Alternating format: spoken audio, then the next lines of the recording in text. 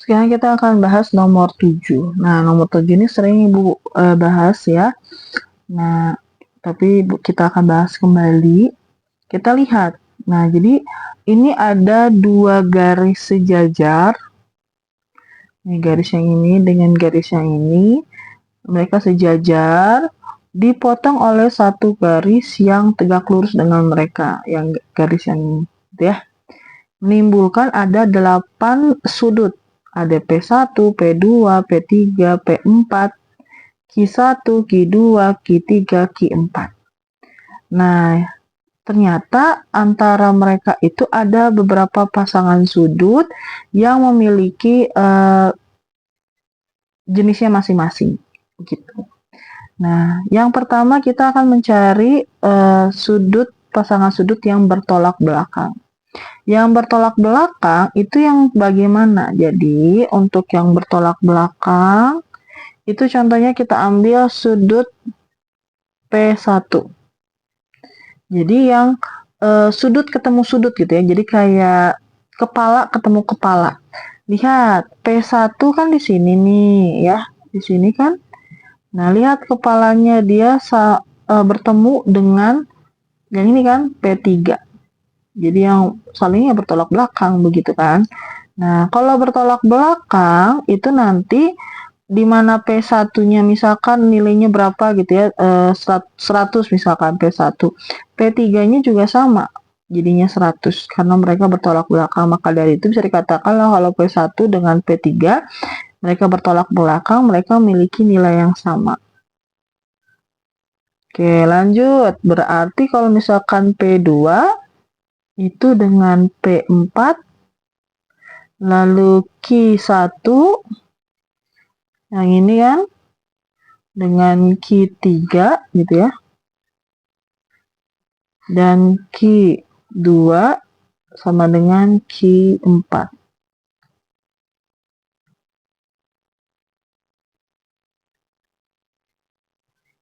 Oke, itu yang bertolak belakang.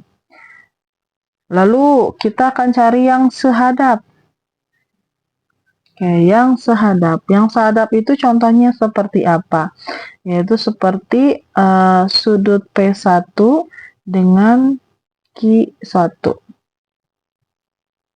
Oke, jadi mereka itu posisinya sama, tapi mereka terdapat di wilayah yang berbeda, begitu. Nah, jadi P1 kan di sebelah sini ya, di pojok atas kiri, pojok kiri atas gitu ya. Berarti lihat pojok kiri atas yang ada di sudut Q itu adalah Q1.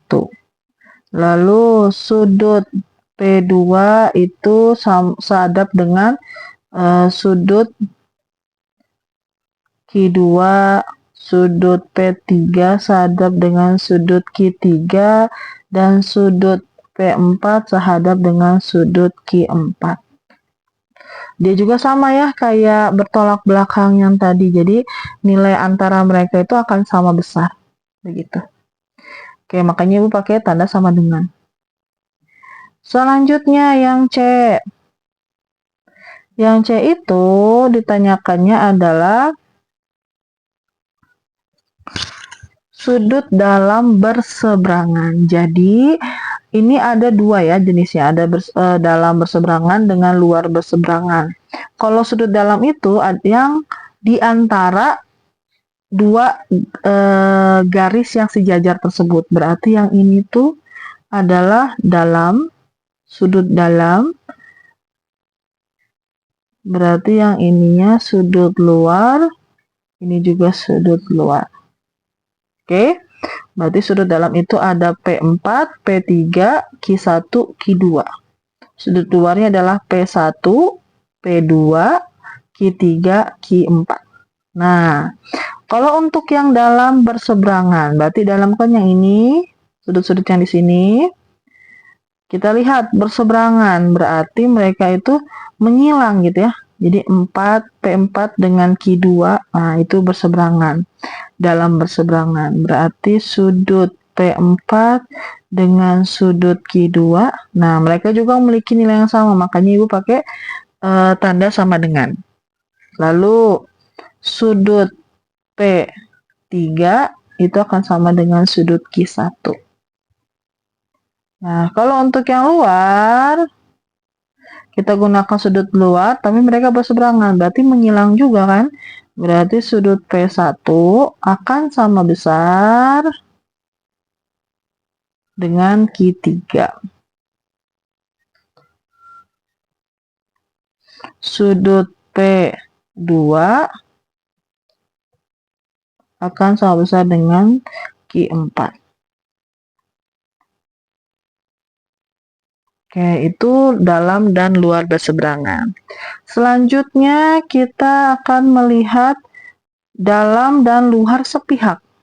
Oke. Nah, untuk dalam sepihak berarti kita di sini ya, masih di sini dalam ya. Oke, jadi kalau untuk sepihak itu jumlah dari pasangan sudut tersebut, berarti kalau pasangan berdua gitu ya, berarti jumlah dari dua sudut tersebut harus 180 derajat karena membentuk garis lurus. Nah, berarti bisa dikatakan dalam sepihak contohnya adalah sudut P4. Itu dia dalam sepihak dengan sudut Q1. Maka dari itu sudut P4 ditambah sudut Q1 sama dengan 180 derajat. Lalu sudut P3 itu dalam sepihak dengan sudut Q2. Berarti sudut P3 ditambah sudut Q2 itu juga harus 180 derajat. Oke. Dan untuk yang luar sepihaknya, sudut P1 itu luar sepihaknya dengan Q4. Berarti P1 dengan Q4 harus 180 derajat. Dan